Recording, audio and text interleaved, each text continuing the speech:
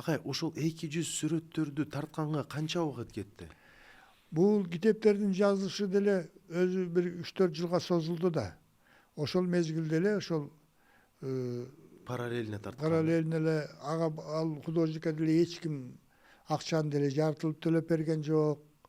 Биз кийинчерээк өзүбүз барып эле бир 500 сом, 1000 сом, аягында 200 сом эле берип калганбыз бир кишинин сүрөтүн тарттырганга. Аягында байкуш, ой агай, акча бербей эле коюңузчу, эми ата бабалардын арбагы ыраазы болсун, мен жөн эле тартып берейин деп эле тартып калган. Өзү ак көңүл, жакшы жигит болчу. Жакшы киши экен. Могу центральный мечиттин жанында болчу үйү. Ошол жерге папкени көтөрүп алып эле бара берчүмүн мен. Ушун Ырысбек муну тартып бер деп эле байкуш. Анан Элбек жок дебеген.